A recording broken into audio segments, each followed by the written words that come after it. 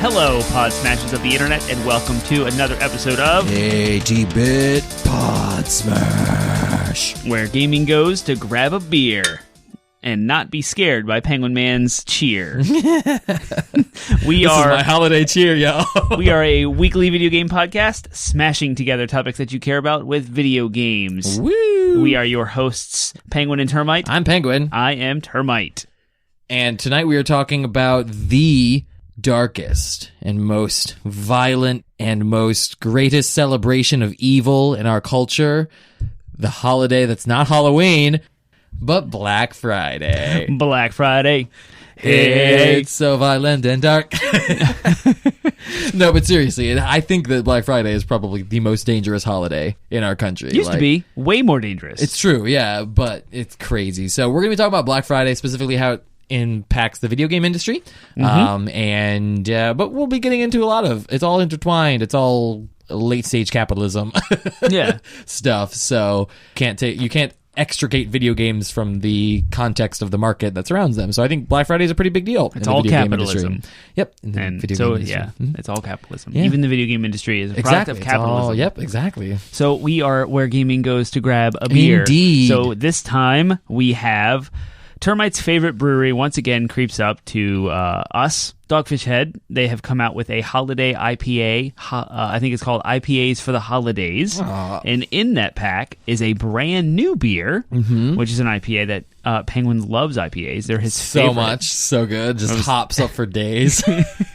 He does not like IPAs. I don't know how you feel about this one. This one is called All Things Yet IPA. It's a botanical IPA, and on the bottle it says, an IPA brewed with a blend of botanicals borrowed from our distiller's stash. I think that IPAs aren't... it has more to do with... Obviously, it has more to do with the style, the way it's brewed, but the taste varies so wildly that bitter, hop, dry, no longer really... to me, categorize the taste of IPAs. Just because you've exposed me to a bunch of IPAs over the last few years that I'm like, you know what, that's not bad. And this is one of them. It definitely, it's the whole botanical and being brewed with, I don't know, a little bit more of a floral taste. I feel like it definitely balances out that. It doesn't taste dry to me at all. It's very flavorful, very full-bodied, and very fruity. And you said it has gin in it as one of them? No. The reason why I asked if you like gin is because the botanicals that they use in their distiller's stash, which is on the bottle it says they borrowed from their distiller's stash. Gotcha. The botanicals they use to make their gin, they borrowed for this beer. Oh, gotcha. Okay, and so there are similar floral notes. Yeah, and, well, it's definitely sweetness. not overwhelmingly hoppy or dry. So it's good. Yeah, I like it. I will approve of it in the IPA list. But that's why I'm starting to think that can we even keep calling these things IPA? Because I feel like there's a better description for what this beer is. But that's the style. All right, whatever. That's I'll what accept it is. It's if you drink a really good stout and the stout varies so much, you're like, I don't think this should be a stout anymore. But there's definitions that make the beer, how it's brewed, and its mix of rye, barley, or wheat, et cetera, that make it a stout. Maybe I'm an IPA person. I'm not going to own that. I'm still not going to go out of my way to get IPAs. I will taste other style. If I go to a brewery or go to a bar, I'll go out of my way to taste other styles before IPAs. But if you hand me an IPA and say, hey, taste this, if I like it, I might order it. There you go. All right. That's because you don't like IPAs. Stop saying I don't like IPAs, because there are plenty of IPAs that I like. I think you've gone out of your way to prove that. Yes. And this is another example in regards to that. Cheers. It's good. Yeah, it's good All stuff. Things Yet IPA. It's so good. It's from Dogfish Head. They're amazing, out of Delaware. Huzzah. So what is going on in the gaming industry? Yeah, what's the news? We are on the precipice of the November hype train. And so the releases of all the big stuff is happening. It's like fireworks, and it's like a Roman candle happening. We just had Death Stranding. It's shot. It's good.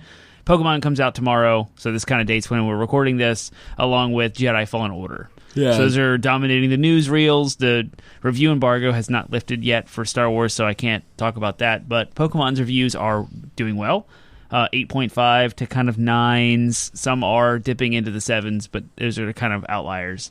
So Pokemon Sword and Shield for the Switch is the Gen 8 Pokemon game. It's coming out tomorrow. I can't wait. I have mine pre-ordered. It will be here in the mail, and I'm so excited. I can't wait. Yay. For the Galar region, and I'm going to start with the grass-type monkey that has a drumstick. Really? I thought you were going with Scorbunny. I was going to until I found out he had a drumstick in his hair, and I was like, "That's a drumstick," and I have to take. I have to. The monkey. Yeah, and that's fair. now all of the evolutions, the third evolutions have leaked. Yep. But I haven't seen them, so I don't know what their third evolutions look like. It is. And I also heard that through a review that I was watching on YouTube that all three all three evolutions, their third forms. Yeah. There's three starters. Each starter has three forms. The final form. The final form of each of the three are all good this time. There's usually a couple that are like, okay, you obviously don't want to pick that one. Right. The ones I saw, I actually didn't care for any of them. Personally, all right. Yeah, but that's just me. Okay. The one I liked the best was the monkey, so... Sweet. Well, there you go. You've just helped me a little bit. There you go, yeah. And it's not the only time I picked the grass type, because I did pick Owlet, and that evolved... And Decidueye, yeah. Yeah, because he's amazing. Yeah. But I used the final form of Grass his evolution. Ghost sounds awesome. Doesn't it, though? Yeah. That's why I wanted him in Smash, not Incineroar. Nobody cares for a dark fire type. There's plenty of those. Ugh. Yep. Incineroar. From what I've heard of Jedi Fallen Order, it's amazing. The podcasters and journalists were invited to a special preview event where they spent 3 hours playing the game, and they said if that 3 hours is any indication of how good the game is overall, it's Game of the Year contention. Interesting, yeah. It's that good. I've heard everybody rags on the boring protagonist, and so far the story is not necessarily, which doesn't surprise me with the Star Wars game. I just, pick a better protagonist, as we talked about before. There were so many directions they could have gone, and they went with literally the most generic possible one they could have picked. Yeah. Whatever. It's fine. I hope the story's okay. Who knows? Yeah. I would have even preferred if he was like, he could still been male, if he was an alien, though. You know what I mean? Or half alien, or half droid. Oh, so many directions they could have gone with that way. Protagonist, but whatever. We'll see. We won't judge it until it comes out. But with that news reel today, speaking of Star Wars Jedi Fallen Order, there was an Xbox event called XO19. Yes, I saw that. And it's almost like a mini PSX. That's PlayStation's big expo. It's all PlayStation-centric. They had a huge live event. It's happening this entire weekend over in London. And so they had like a kickoff kind of reel of all these reveals and all this cool stuff.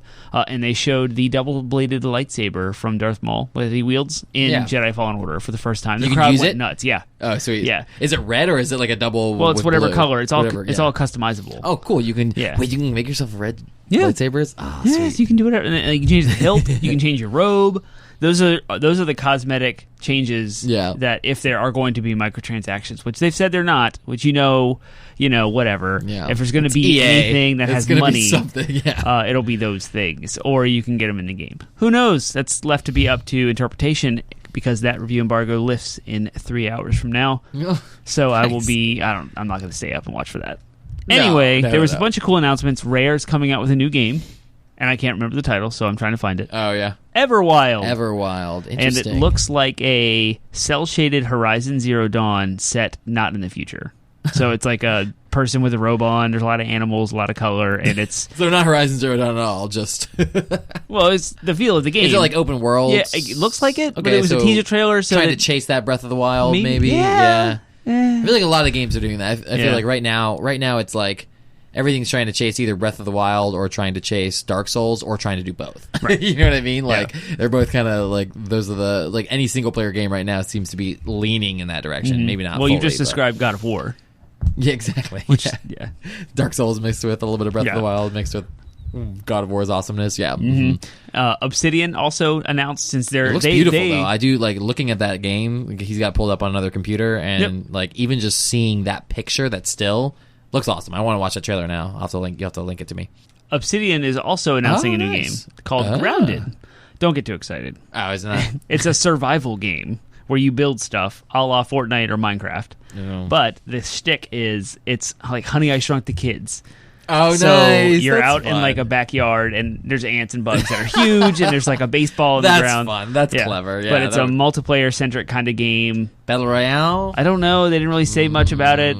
Maybe it'll be more like Ark, where you're trying to Sandbox survive. Survival. That's what it's maybe called. that's it could be good if it's like Ark. I mean, I've never played Ark, but people tend to like it a lot. So if I could see if it was more like that as opposed to Fortnite, then it could be good. Yeah, you're a tiny kid set in the backyard of a suburban town house. So That's funny. Yeah. That's I want to see how that plays out. I'll keep my eye on it for sure. I'm just going to give you guys the highlights because there was a lot of stuff shown, so I'm not going to run through everything. A lot of stuff is coming to Game Pass, so I do want to talk about those. All of the Kingdom Hearts games are finally coming to Xbox on Game Pass day when sometime early 2020. It looks like. Yep. Yakuza Kiwami 1 and 2 and Yakuza 0. Halo Reach is finally coming to the Master Chief Collection on December 3rd. I pre-ordered it today. Nice. I cannot wait to play Reach again. Sea of Thieves is getting an update on November 20th. It's crazy they're still supporting that game. Mm-hmm. Like, that's made by Rare. I'm going to try it out while I still have Game Pass this month. You should. I wonder if is it cross-platform between PC and Xbox? Probably. Because I have Game Pass. Yeah, I think so. It'd be kind of fun to play with you. We should totally try it. I've been really enjoying Sunset Overdrive, but the game's like 8 to 10 hours if you're not doing all the content, and like 15 hours if you are. So I'll blast through Sunset, and we should totally try out Sea of Thieves together. Yes, definitely.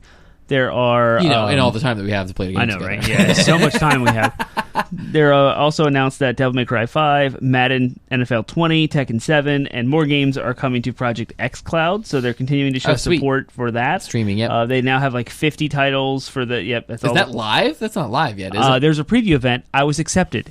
Here's Termite story. Story time with Termite. This is terrible. So I got the email to be invited to their private xCloud event. It's kind of like a beta test, right? Okay, so sign up. I did.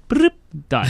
Cool. Nice sound effect. It was. I got an invitation. I'm like, yes, I got accepted. This is going to be so fun. So I grab my phone, I download the app, I log in. It says to go sync a Xbox One controller with your phone via Bluetooth. Here's the instructions. I'm following the instructions. It's not working. So I go to check like the FAQ about what's going on. Yeah. Turns out the controllers I have are the like launch versions of the Xbox One controllers that don't have Bluetooth support. Oh, so I can't play because the preview is only for Xbox One X controllers that support Bluetooth. The launch, whenever it comes out, will support other ones, and they just announced that it will support the DualShock 4. Nice.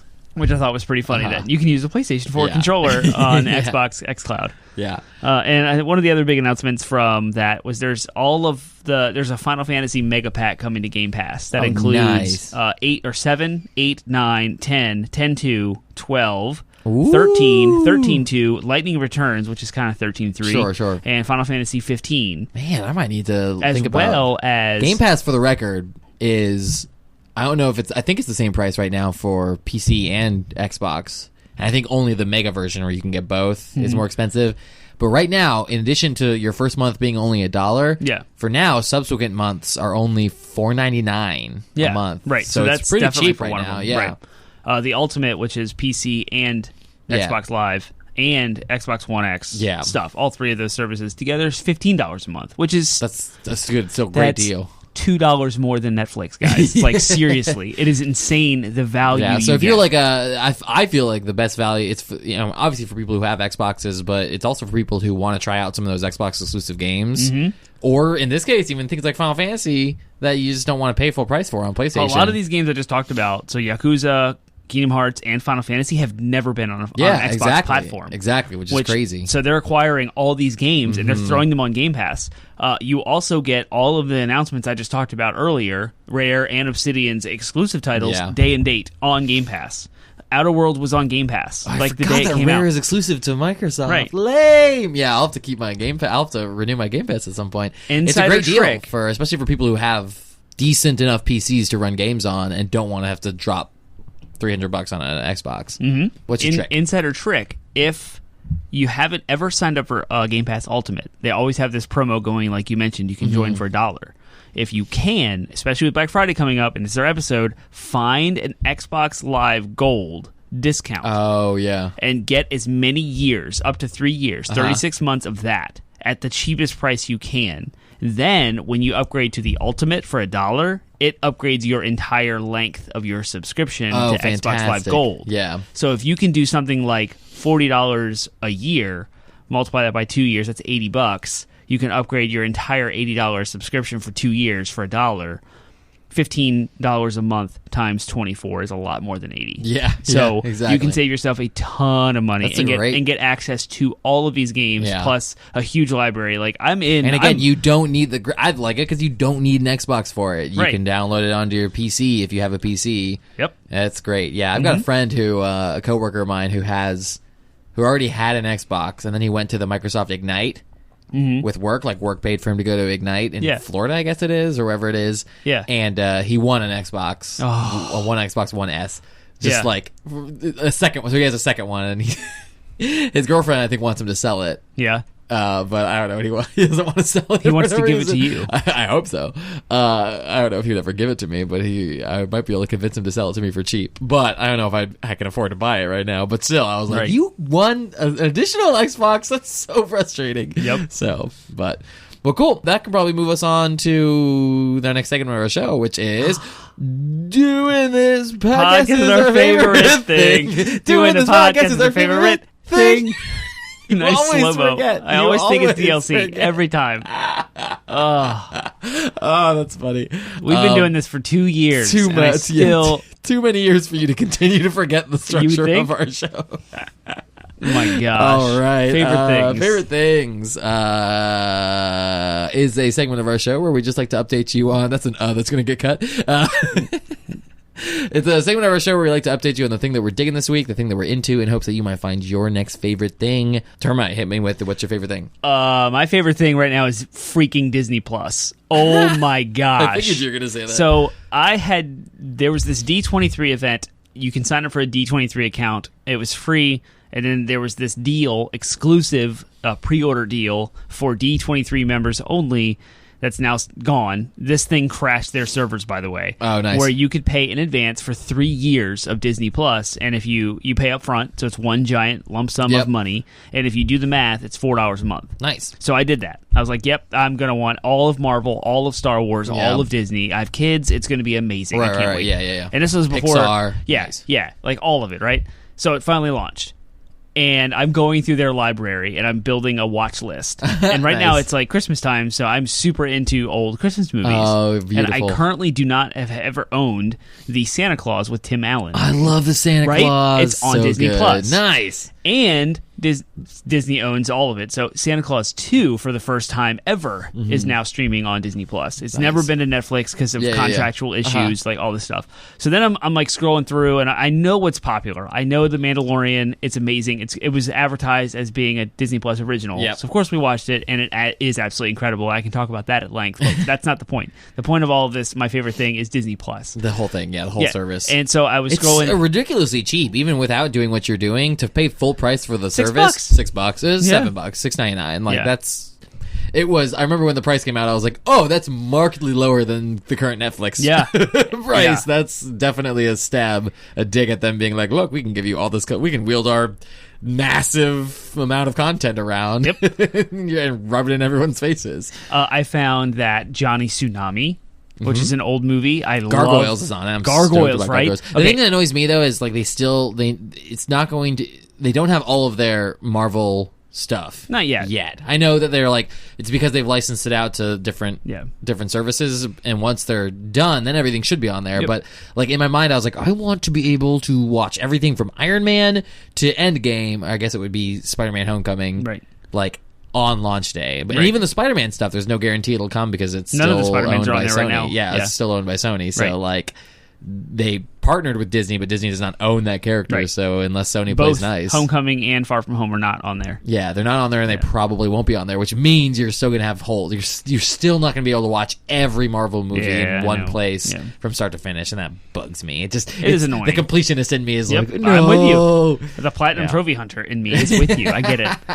There should be platinum trophies for and Disney then Plus and Netflix. there should be. Wouldn't it be awesome? That'd be awesome. That'd be sweet. Watch all Marvel movies. Bling! Yeah, And then the Marvelous. last thing that I discovered today, Homeward Bound. Do you remember that movie? Yes! It's on Disney Plus. Oh, that makes me so sad. It's such a sad, like, happy crying movie, though. Yeah. I'm so excited about Disney Plus. There's so much content on there. The original 90s X-Men cartoon, the original 90s Spider-Man cartoon. Yeah, shout out to Justin. He just gave me his, my buddy Justin just gave me password to share. So that and we tested it out to make sure that it wouldn't, like, kick one of us off while the other one's watching. It worked fine. So nice. So I'm borrowing his. I'll be watching. Did you watch Mandalorian? No, I literally did it this afternoon before I left for the stuff I had to do this evening. So I'm like...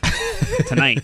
No, because my wife's going to be asleep by the time. She's not going to want me to watch it without her. Gotcha. So Episode 2. Episode 2 will drop. Tomorrow. Yeah. I hate the weekly release thing. I'm just I love it. Just Netflix me and give it all to me at once. I like the weekly release. And we can go, that's a topic. That's a whole topic. I just hope that if the Mandalorian is any indication of quality, again, I haven't seen it, so I can't say for myself. But so perfect. But the trailer, it just looks like a Star Wars movie. So I'm like, so Star Wars. That quality can go towards all of their other shows, all of the like Marvel shows they're planning to do for it, and other Star Wars shows, then it'll be it'll be some good original content. It's more authentically Episode 4, 5, and 6 Star Wars than any content else has been since. Nice, fantastic. Yeah, it's awesome. I am my favorite thing, real quick, is I went to visit my friend Chris. Shout out Chris. And I haven't seen him in a while. And we went to him and his boyfriend took us to Baja Fresh, which is have you ever been to Baja Fresh? Do you know what it is? It sounds familiar, but it's like a burrito place. Yeah. And it's kind of in the vein of like Chipotle and Qdoba, but everything's priced a little bit more reasonably, and the burritos are awesome. I got like a nacho burrito that had like jalapenos, nacho cheese, and a meat, and all the meats like they're all the same price. It doesn't matter what meat you put in there. It's not contingent. The price changes on like the type of burrito. Oh no, I'm sorry. No, the price does change on the meat, but not what you put in it, not what else you put in it. So like you can have like guacamole and queso. Exactly, all this stuff. I don't think any other options have guacamole. It doesn't matter. Yeah. They have like a salsa bar, so you can go over to the bar and like scoop. So we took it to go, and we just like scooped a bunch of different salsas into little cups and took them with us. Yeah, the meals come with freaking chips, which is great because every time I'm at like a Mexican restaurant like that, I want chips too, and I always have to pay extra for it. So it was a great little restaurant. They don't have them anywhere. I looked it up because I got home and I was like, I hope we have some.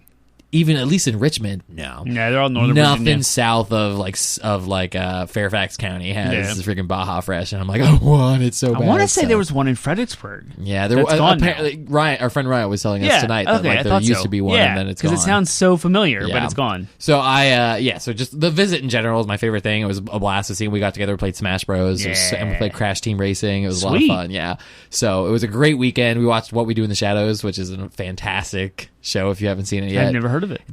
It's basically The Office but with vampires. You and Alex would love it. You guys should check it out. It's on Hulu. It's on Hulu. Yeah, we have that. Great. You should check it out. So that's my favorite thing was the visit, but specifically getting Baja Fresh. I was like, it's so good. I swear, like 80% of my favorite things are food related. I'm a very food motivated person.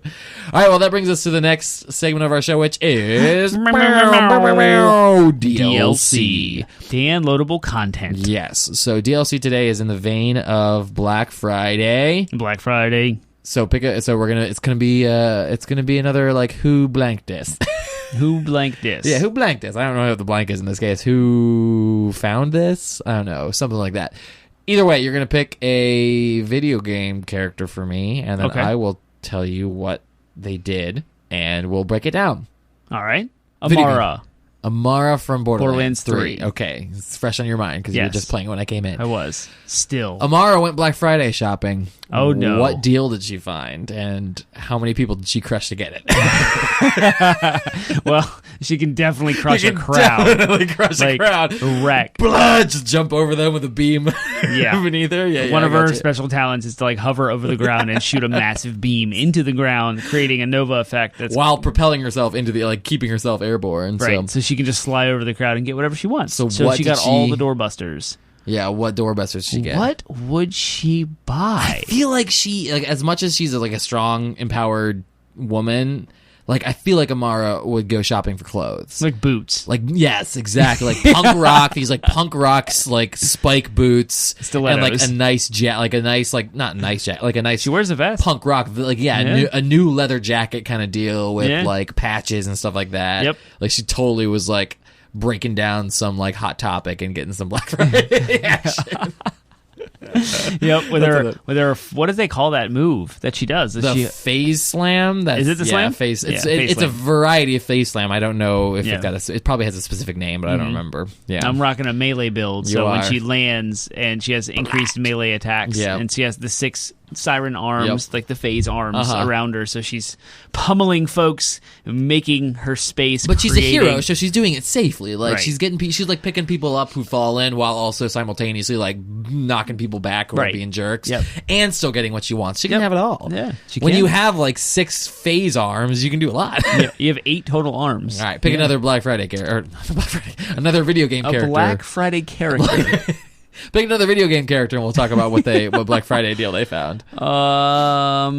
Let's see. Do I want to go like? It's less fun when you already know what the challenge is, but whatever, it's cool. It's okay. I'm not trying to think of the challenge so much as like, do I want to go with obscurity? I guess I could pick a character. Yeah, I'll pick a character. I choose Ratchet from Ratchet and Clank. Ooh, because I've been playing Sunset Overdrive, so Insomniacs. Yeah. So what a Ratchet. He wants some tools, dude. He's like busting down lows, man. He's going down, like getting a wrench. I imagine he's going after some like power tool, like specifically like a hedge clipper, but like the best, like newest hedge clipper from whatever, like Black and Decker or something. And he's walking out of it, but he's going to immediately take it apart and make a weapon of some like make some kind of gun out of it that shoots hedge trimmers. That's it. Yep, that's it. Awesome, great. Well, that's our DLC for the day. Meow, meow, meow. Video game Black Friday totally shopping. Pulled that one. I mean, I'm glad we've created the Who Blanked Us formula because you can do it a lot. You can do a whole lot with it. All right. Well, cool. We're talking about Black Friday. Obviously, if you clicked Black on the Friday. title, like you've known what we're talking about when you clicked on the title of the episode. But that's fine because we like to reiterate. So this is in lieu of a Thanksgiving episode because we've done the whole like what are you thankful for, and we've done the whole video game food. I think we did last year. So the other thing that for the 3rd year in a row, we had to come up with something relatively Thanksgiving themed, and we came up with Black Friday because it's the other big thing that happens this week. So the week this drops, I think, will be obviously Thanksgiving week. For the first time in my life, I have lived, we're millennials. So when Thanksgiving and Black Friday, as children for us, everything was always closed on Thanksgiving. So Black Friday began early in the morning. Well, we'll talk on Friday morning. Morning. About the history of Black Friday. But I was just to wet the whistle, so to speak. I, for the first time, have heard someone at work talk about a tradition, meaning they have done this multiple years now, where they go out after dinner to go shopping on Thanksgiving Day. Well, people would get in line. So, like, a lot of and we'll get into the history of Black Friday a little bit, but, like, the stores basically would start opening. Like, they started opening on Thanksgiving because they're like, well, people are getting in line anyways and waiting after, so they're already, quote, ruining their Thanksgiving by going out to get in line. That part has, Right, we'll get into that. So, first of all, let's talk about what is Black Friday for those who don't know, or those who may be listening outside of the country and may not know what Black Friday is because your country doesn't celebrate it. Is it really a celebration? Right. I don't know. Black Friday is a holiday, again, quote unquote. It is a day, it's the Friday after Thanksgiving every year, and it works out that way because every year Thanksgiving's on a Thursday. I don't know why. It's the 4th Thursday of every month. Exactly, 4th Thursday of every month. As dictated by Abraham Lincoln. November. 4th Thursday of November, Was it Lincoln? I thought so. No, I feel like it was a different president. I want to say it was like Woodrow Wilson or something, but I don't know. We probably should have done additional research on Thanksgiving for this. It doesn't matter. Thanksgiving was instituted as a national holiday. The Black Friday came about after that, where it's basically, it's just that Friday after Thanksgiving, and it's a big shopping holiday. It's sort of seen as the kickoff of the holiday shopping season, and it's notable because most retailers, and again, this is a retail holiday. Like, think about it, it's not so much an online shopping holiday, though we'll get into like what the online versions are and all that stuff, but it's a retail holiday where basically they're like, we're going to do deep discounts and get you into the store to try to buy some stuff. But why why the Friday after Thanksgiving?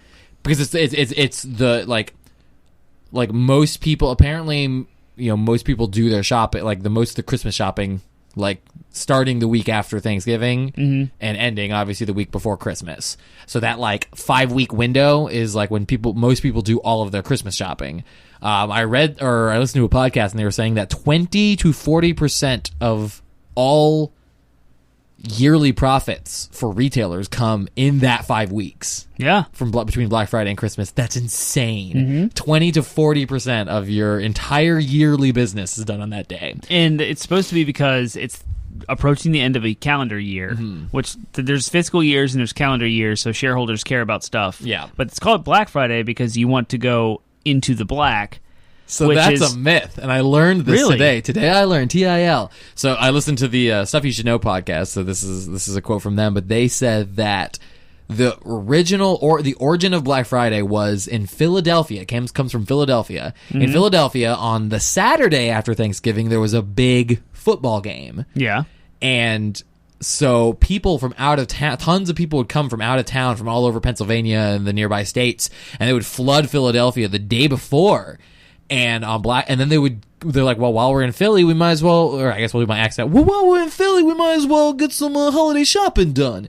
And that's when they would. That's a Philly accent. That's a Philly accent. Oh, okay. So the bus drivers, the cab drivers, and the emergency service, police, first responders. That's the word I'm looking for. The first responders, firemen, policemen, and ambulance drivers. They started to refer to it in their city, in their community, as Black Friday because it was this dark day where they would be so busy because of all these out-of-towners who come and just completely flood the streets and do all their holiday shopping. Yeah. It spread from there, and it began, and then, eventually when it was co-opted by, when it was picked up by the marketing people for all these big businesses, they're like, well, we need to come up with a new origin for Black Friday, so why don't we call it the day we're in the black? You know what I mean? So that is they whitewashed, quote unquote, this origin for it when it was really originally this oh gosh, it's Black Friday, it's gonna be crazy, you know what I mean? And that kind of so they had to change the name. So it was still associated with shopping and whatnot, but so the first actual, and this is another thing I learned, the first actual Black Friday that the way we know it, where it's massive discounts in all the big box stores, all the big box retailers, the first official one was 2004. Really? Yeah, the first one where they were actually marketing Black Friday as a shopping discount day. Was with all the doorbusters and all the starting at 3 a.m. doorbusters, all of that didn't start till 2004. Wow! So it was still seen as a big shopping recent. holiday. Yeah, very recent. So, and then then Cyber Monday came 2005, the year after that. Right. Yeah, exactly. Well, the internet was already around, but everyone goes back to work and they're like, "What did I miss on Black Friday?" And they're guilty, or they feel like they missed out. FOMO's happening, and so they go online and start shopping for what's left over. All of that is just again, all of that was it's not just this natural thing that happens. It's oh no, the online retailers are you know what, we can continue, we can capitalize on that phenomenon of people being what would I miss, and then going and shopping Cyber Monday, it's totally a thing that's been happening. No, they forced it to happen. It's a Hallmark holiday. It definitely is a Hallmark holiday. It's in the Valentine's most capitalistic sense. Exactly. Yeah. So I've found all of that to be very fascinating about the origins. Again, it's all, there's things like definitions, words like doorbusters we'll use. Those are all, those date back to the 1800s, the idea of a doorbuster. But as it relates to Black Friday, they're all just a gimmick, man. It's all meant to get people in the store to buy full price stuff. Right. It's oh crap, well I missed that laptop that was $200. Well, I still need a laptop, so I might as well just buy one at full price. Yep. So it's all just to get you in the door. Right. They don't care if one or two people get the super discounted ones because someone's going to buy the full price. Most other people are going to have to buy the full price stuff. Right. So it's capitalism. Yeah, right. Exactly. You're not going to discount stuff for the sake of being nice. Exactly. There's no altruism in capitalism at all. It's all about getting sales. If they didn't make any money at this, they wouldn't do it. Exactly. And if 2004. I guess is the first one. It's now 2019, so it's been 15 years. It's been the 15th year of Black Friday, of advertising publicly Black Friday.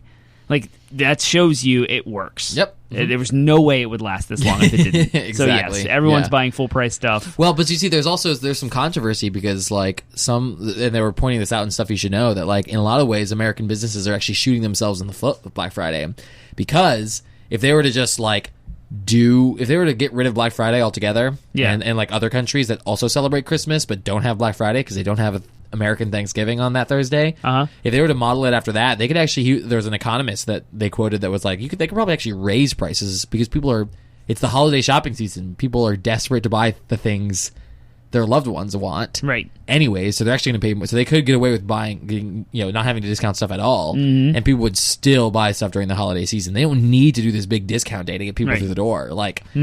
So there's, and then there was one year where they lost a week because of how late. And this fact, it might actually happen again this year because 2019 we Thanksgiving so late in the month that like they might lose a week because of Black Friday being so late, whereas a normal year it would be a week earlier, so they would have 5 weeks. This year they might only have 4 weeks before Christmas. So, and that happened again, like that happened previously, like in 2012 or something like that, I think. So, like by marrying it to this fourth Friday in the year, like or in the month, then they actually might be shooting themselves in the foot with the timing. Yeah, so if they had bumped it, if they did Black Friday a week before Thanksgiving, like the Friday before Thanksgiving, they'd still have the full amount of time. But it's just this idea that like, oh, everybody's off work because of Thanksgiving. Like it's tied to a lot of like weird tradition where it's like it doesn't necessarily have to be because the tradition only goes back 15 years. Right. I heard a great quote about tradition, by the way. It's one of my favorite things, and it's tradition is just peer pressure from dead people. Nice. We have to do it because so did. Someone did it way back when. Right. They all decorated some Christmas tree, and that's why we have to do it now because peer pressure.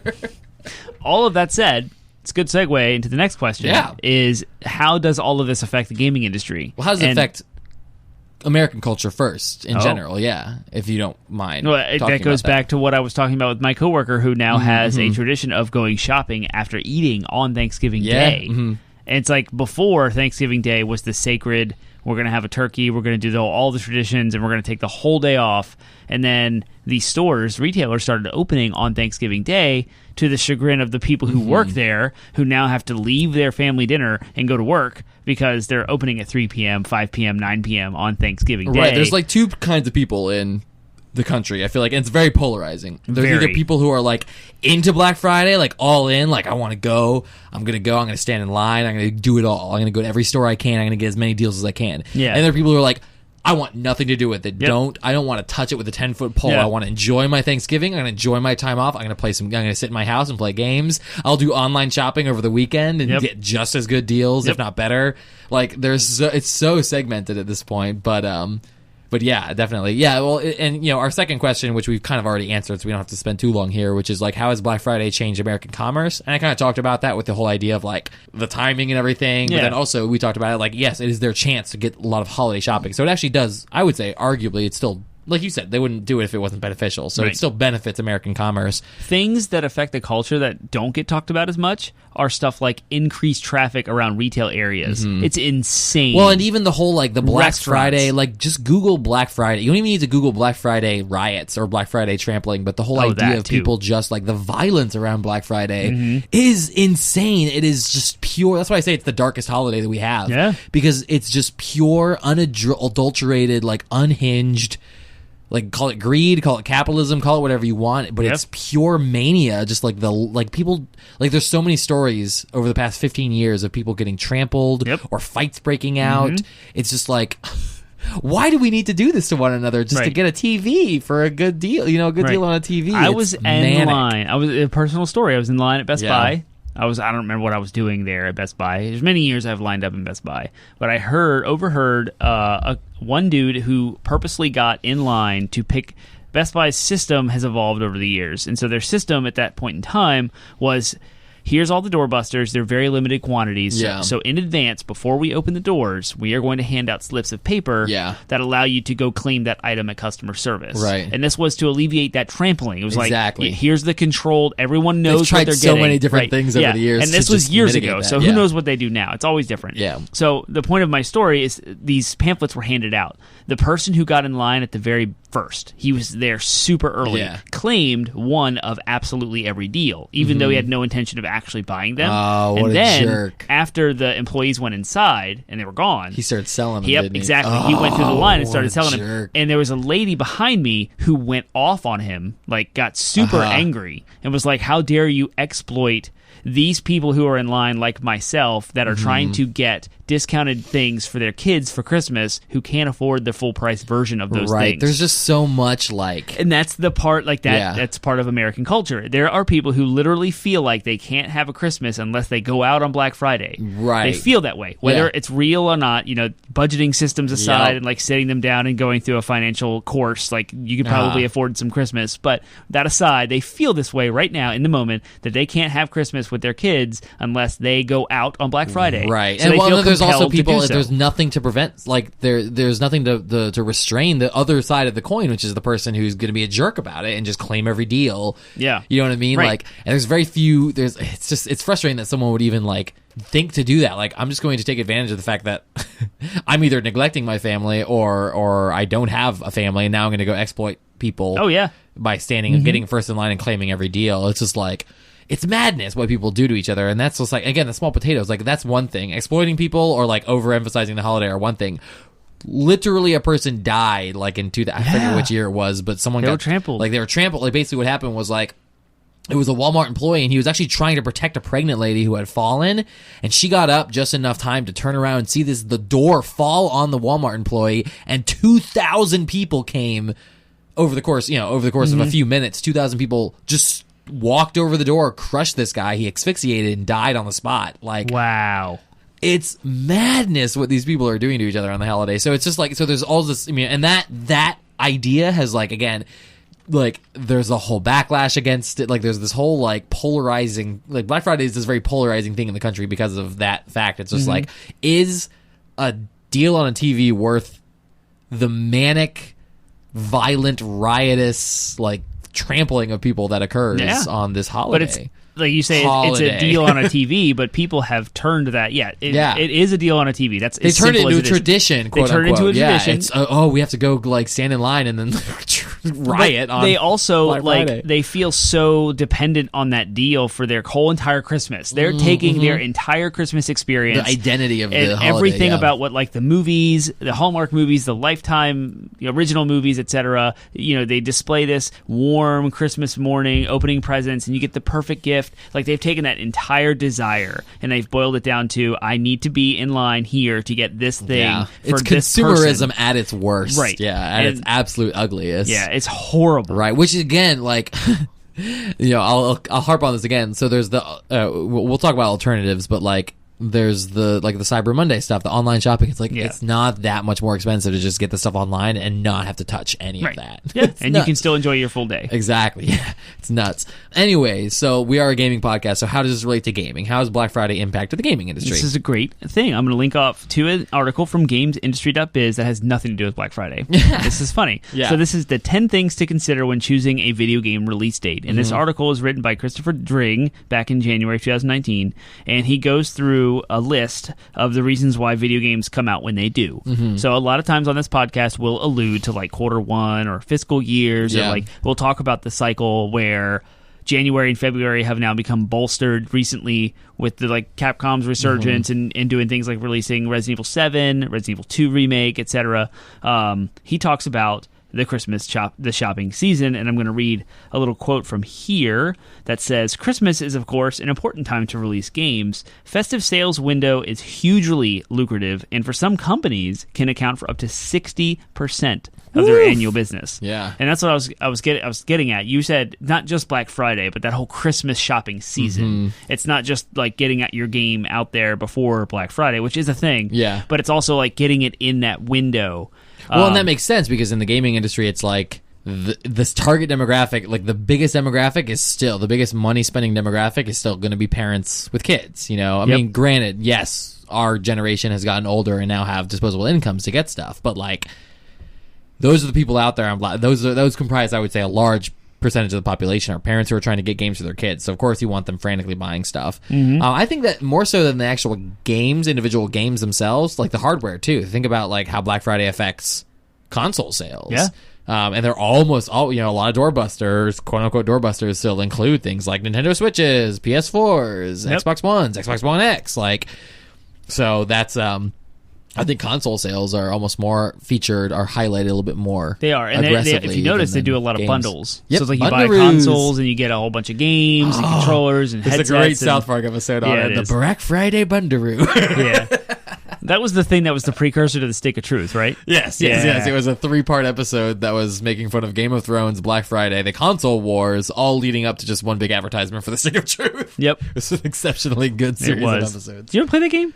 I did. I love that. The game is so good. I need to go back because I have the free copy. I played it on PC originally through Steam, when I first bought it for. Yeah. But since I got Fractured But Whole, there's the free version of PS4. Sick of Truth on PS4, so I want to get the platinum. Yeah, I want to do that platinum, and I mapped out some. We'll have to share notes. I mapped out an entire walkthrough that has all the it's a lot of missables. It's a hard platinum. Oh, the Sick of Truth. Yeah, because there's so many missables. But I have the documents made. Yeah, I would follow a guide. Yeah, for sure. Anywho, where are we going with this? So, how has Black Friday affected the impact of the gaming industry? Publishers want their games in November. There's a huge, as I just talked about, November right now, right before Thanksgiving. We've got Death Stranding just dropped. Star Wars Jedi Fallen Order is coming out. Pokemon's coming out. Big, huge titles. Just boom, boom, boom. Call of Duty just drops and every think about November. The previous years, too. Red Dead Redemption last year. That was late October.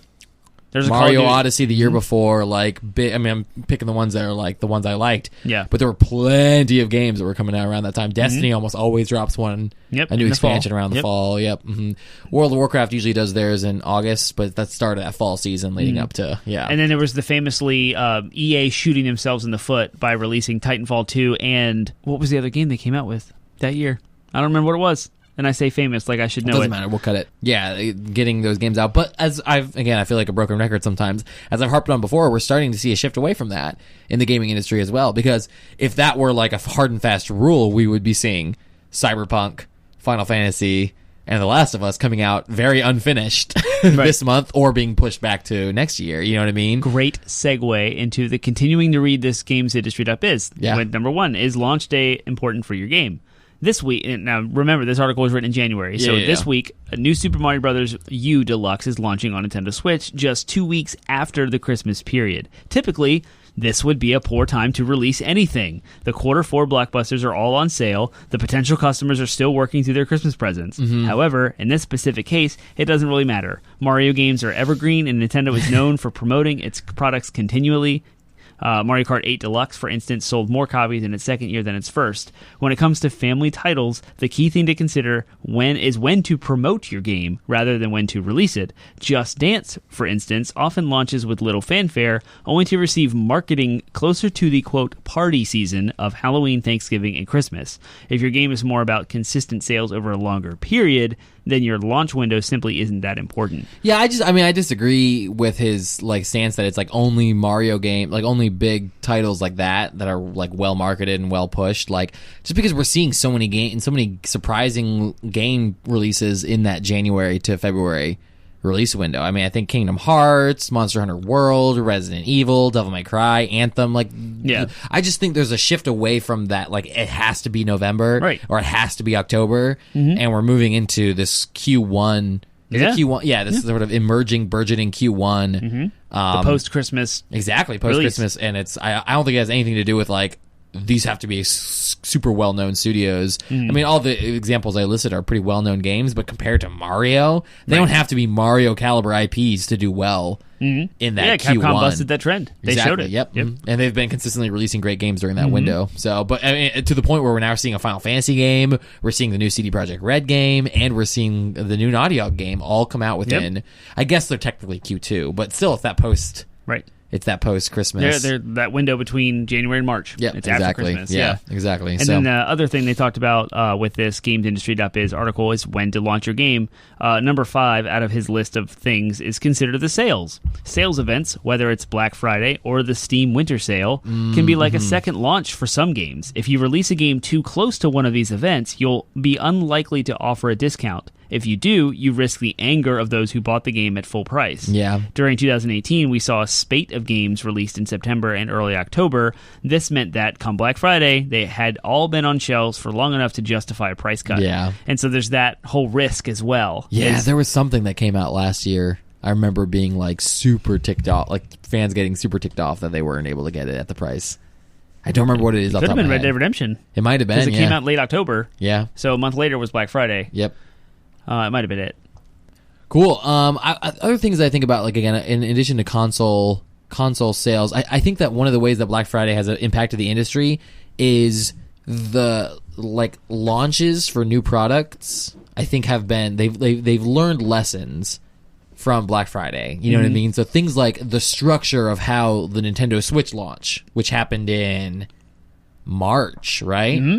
Of 2017. Yep. The structure of that felt very much like a Black Friday release to me, where again we stood in line, they handed out flyers. Yeah. I think those are retail lessons learned from So the user experience, the purchaser experience, the consumer experience very much has been guided by, like, they've learned lessons from Black Friday and how to apply, like, okay, people are going to want this product, so how do we do it in a way that, like, is fair and safe and effective and efficient for everyone involved. And I think a lot of that comes from Black Friday. It's a much smaller scale for sure, but I think that the lessons learned in the last 15 years observing Black Friday have really sort of made it so that the whole, like, new product launches are handled very effectively.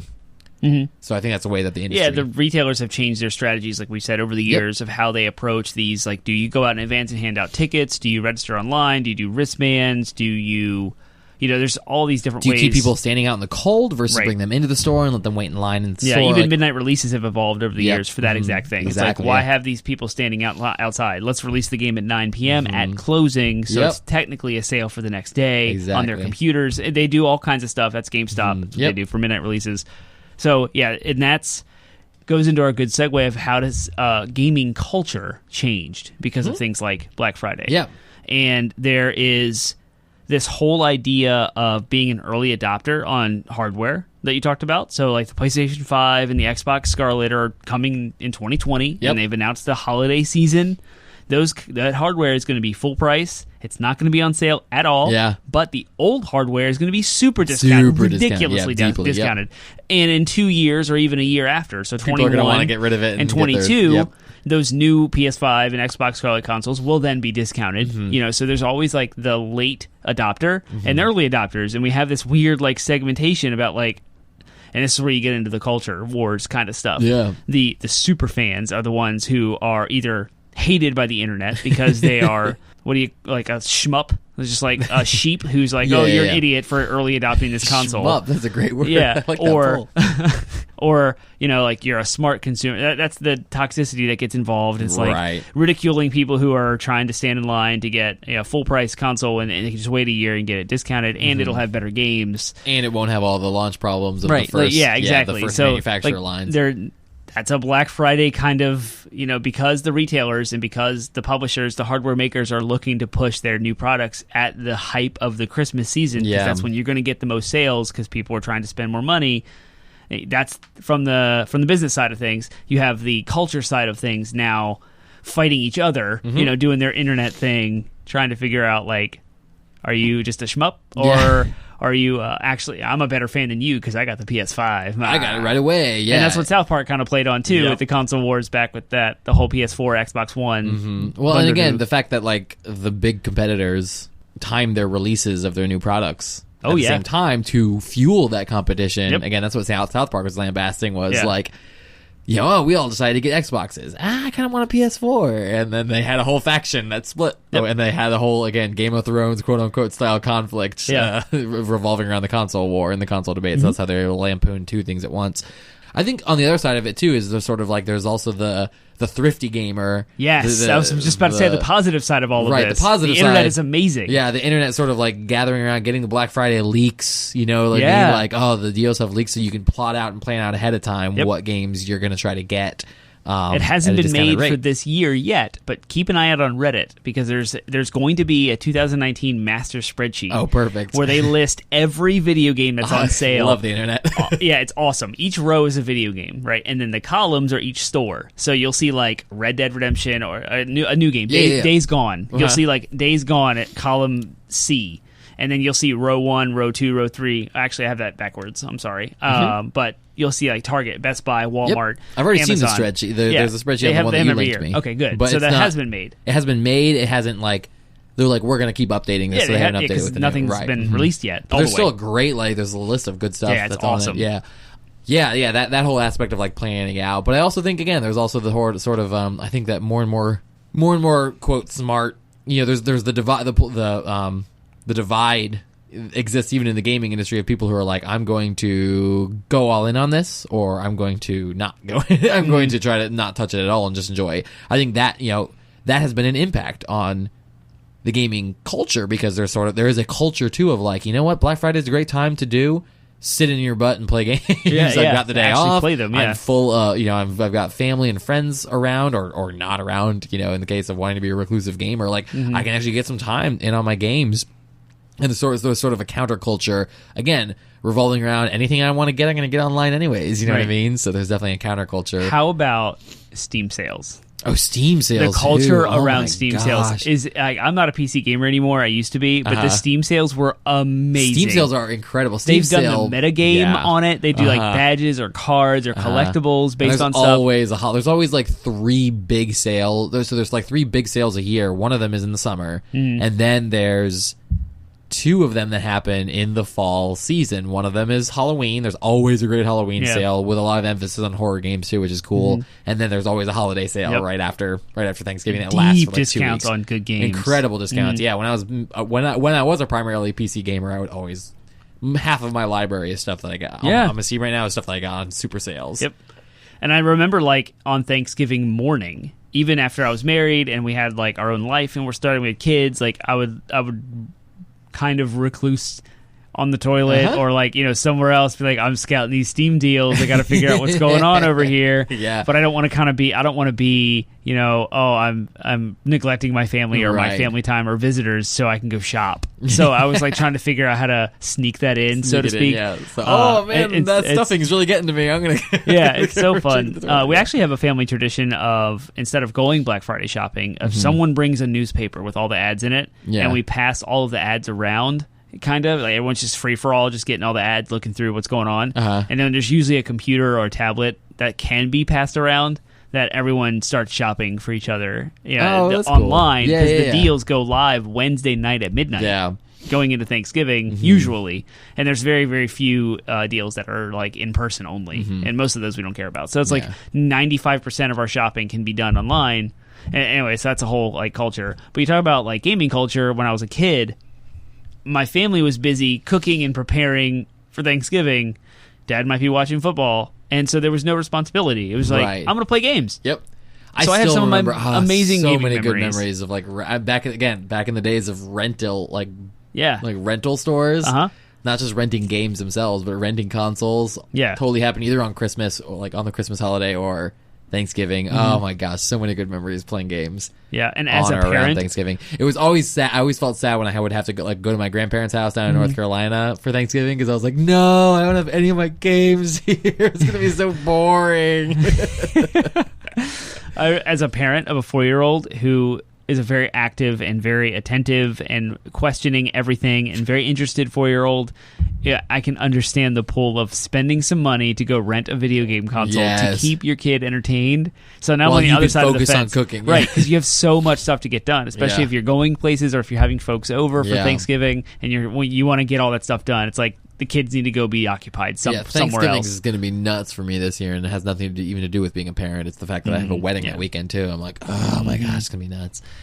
Well, cool. Well, do you think Black Friday is still relevant or important? We just kind of talked at length about the dichotomy of it happening, and it's not going anywhere. No, so every year, it's creeping earlier and earlier. Like GameStop. Well, that's what I'm wondering. I wonder, are we going to reach a point where they're just like, Black Friday now happens the week before Thanksgiving. You know what I mean? When's it gonna? It continues to. Black Friday happens the Friday after Halloween. For all intents and purposes, might as well because all the Christmas stuff's already out in all the stores. So why not just bump the Christmas season? So you know what I mean? Like, I don't know. I think that it's obviously it's still relevant in the sense that it's still going to happen for now. Right. It's still a cultural fixation, and again, a lot of that has to do with tradition. It's more rooted now in tradition than profitability. Like I said, it would be more profitable for them to do it just in the middle of November before Thanksgiving even happens. Yeah, forget Thanksgiving. Like, why do we have to marry it to Thanksgiving from a profit standpoint? There's no reason other than sentimentality and tradition. Yeah. So why not just get rid of it? So, anyways, that's a sort of more esoteric point. But in regards to, is it still relevant? Is it still going to impact the gaming industry because of all that stuff? Yep. As irrational as that may be. Yeah. Oh, yeah. It is. And it is important because it is, again, it's that last-ditch effort for... think about how retail works, right? Like, the retailer buys those games at full price and then has to move their inventory in order to make it back up, make the loss back up. So, it's even if they're losing, even if they're ultimately losing, if they're discounting a game and they're ultimately losing profit on it because they bought it at full price, it's still going to reflect...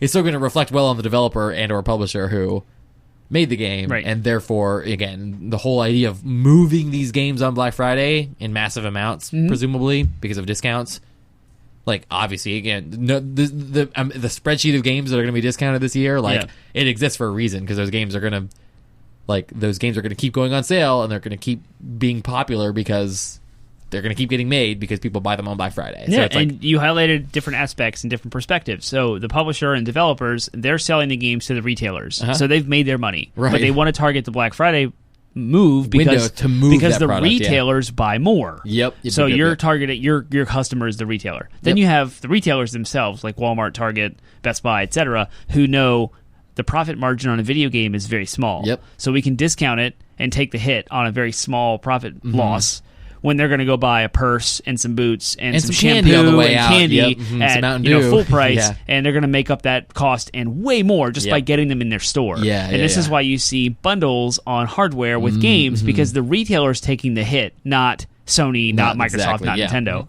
And so there are, that's the norm. There are contracts and things that happen, exclusive deals, etc., where Sony, Microsoft, or Nintendo or any publishers will cut a deal with a retailer to get like more exclusive copies to that specific retailer. So there's a lot of nuance in there that can happen. Sure. But the general idea is I just laid out the general. It's cool that you highlighted all those different perspectives. So I want to talk about that on the show too. And so all of that is relevant. It's very important, and it still continues to drive that November drop where you get a Madden and a Call of Duty every single year that just rake the sales charts consistently every single year. For worse, I would say, not for better. I will say let's talk about alternatives. What, we've been kind of harping, obviously we've already talked about Cyber Monday, but what are alternatives to Black Friday?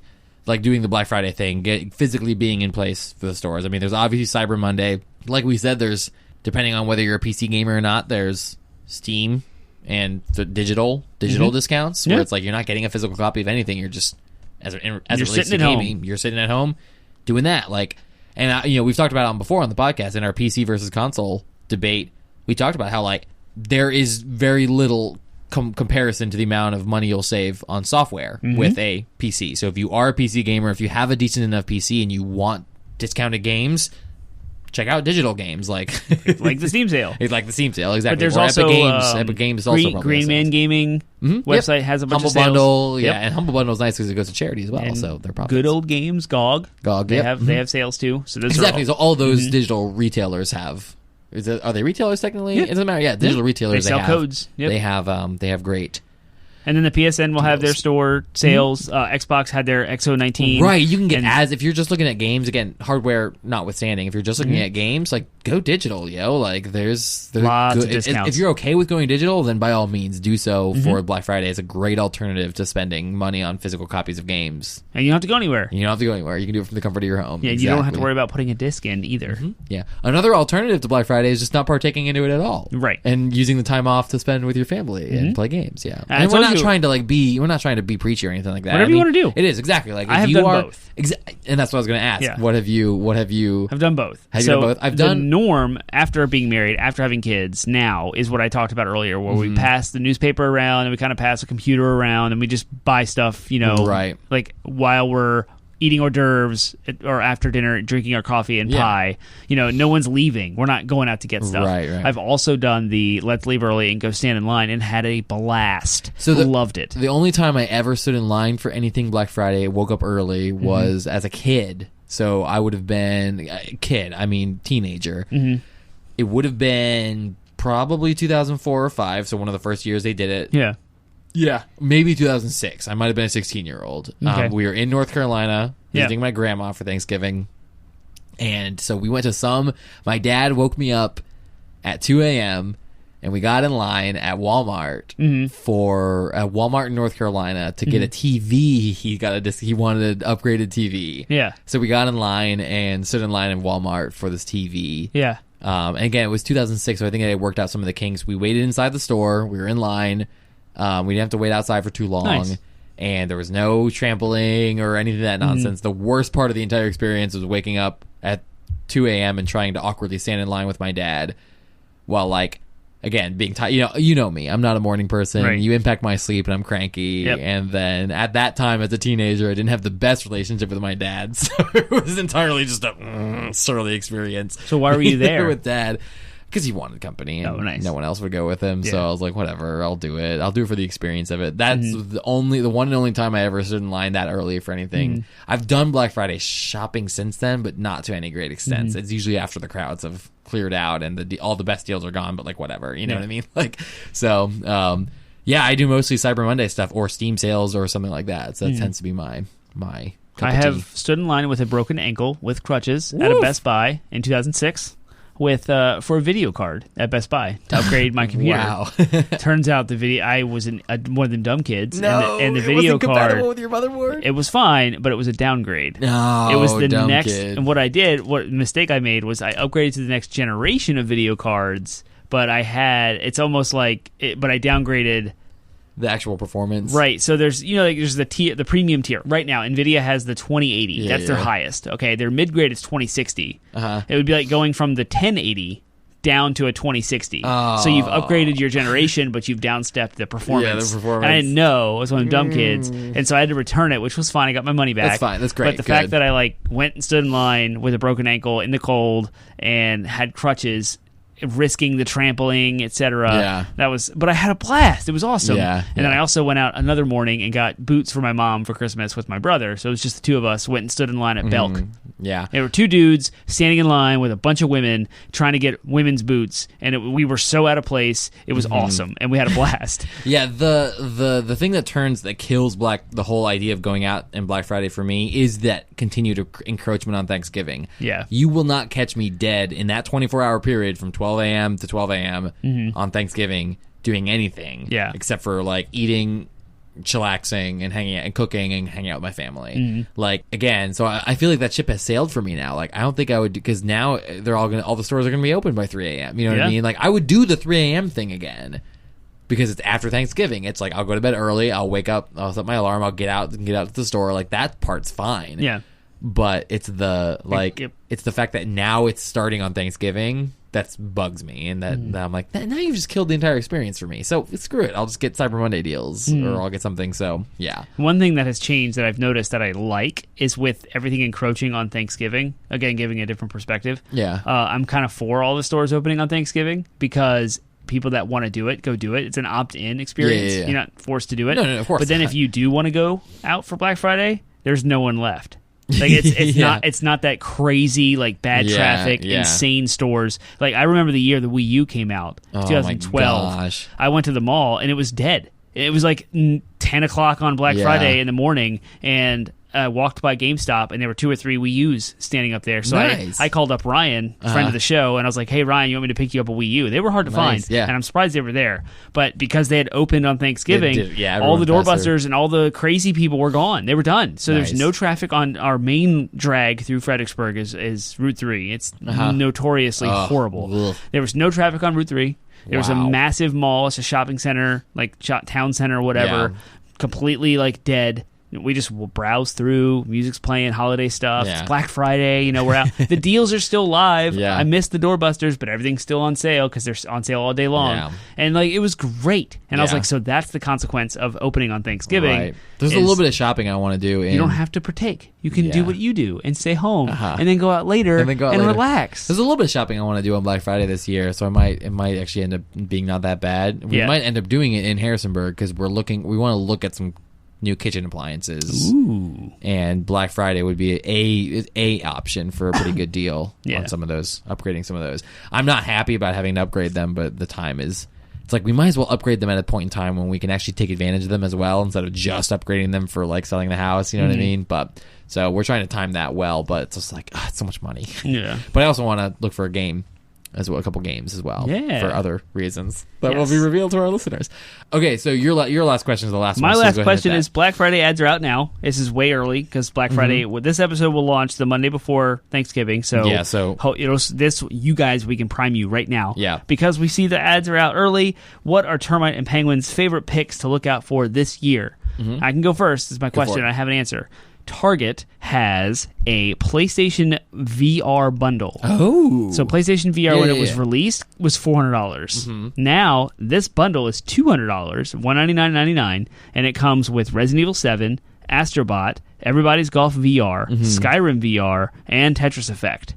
which are all amazing virtual reality experiences. And the headset, everything you need is $200. Fantastic. So That's if awesome. you don't have a PSVR, that is the most compelling bundle I've ever seen. To get 5 AAA amazing VR games and the headset, everything you need for half what the headset by itself used to cost. I would say the most interesting deal, the deal that I have, like, I am most interested in personally for either myself or to buy as a gift is both Target and Best Buy have a discount on the game Control. Yeah. And this is a game that came out in September, and it's already, for Black Friday, it's $30 at Best Buy and $25 at Target. It's a great deal for a game that just came out 3 months ago. Side note about that game, it bombed. It bombed commercially, but critically, it's awesome. This game is reviewing better than Death Stranding. Yeah. It's reviewing... It's supposed to be amazing. It's an upper 80s game. Why isn't it selling? It wasn't even in the top 20. Because, you know what it is? I think it has everything to do with marketing.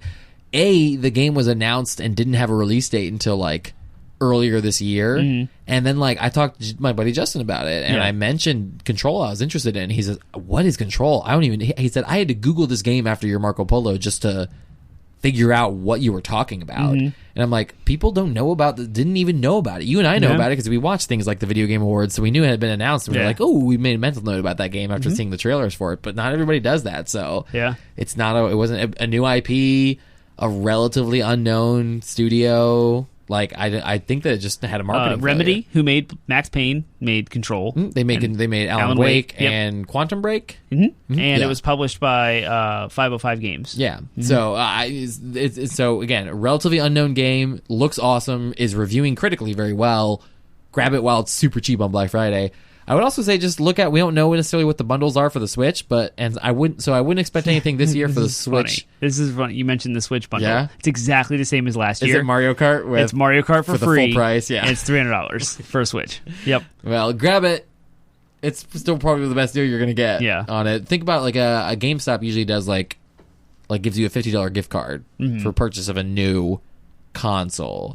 So if they have the Switch bundle at GameStop, it comes with Mario Kart, and they give you a $50 gift card, that's probably the best deal, is getting the Switch at GameStop. Go ahead and do it. You know, the Switch Lite's not that much more. You're looking at that point at, like, 2 games. You're spending $300, but you're getting 2 games out of it. So if you were to buy the Switch Lite, you'd still have to buy a game. So the Switch Lite is $200. Yeah, it's $200, and that's not going on discount. Right. There's no way. It's a brand new Nintendo product. It's not going on discount. So at that point, if you buy the Switch Lite, you're looking at $250 anyways for the console and a game.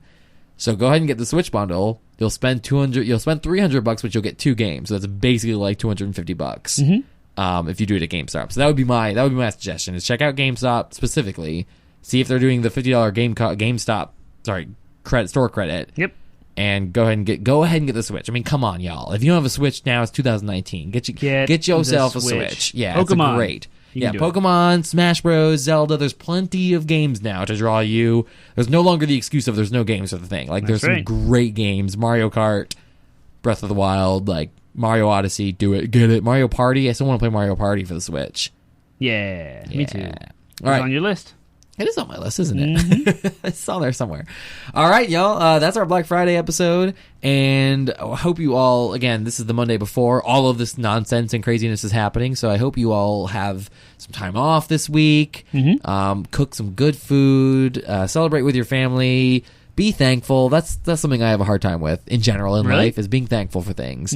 So, like, that is a goal for myself, and I hope it's a goal that you will all share. Just find some time, just think about all the things you're thankful for. You don't have to do some sappy thing about writing it out or telling everybody how thankful you are. Just think of the people and the things in your life that you're thankful for. Just spend some thought time in there. And I will try to do that for myself this year. You should do that. Yeah. Tell us what you are thankful for. Yeah. You can tell us what you are thankful for at various places. Do it. Tell us all the places. You can find us at our Discord channel. That's where we will give you the most immediate and live feedback. The link to our Discord is in the show notes of every episode that launches. You can find us on Facebook, Instagram, Twitter, and Reddit at 80bit Podsmash. You can email us, 80bitpodsmash@gmail.com. Those are all the places we interact with you guys most directly. If you are interested in listening to more episodes of our podcast, if you're just joining us for the first time, we have a website, 80bitpodsmash.com.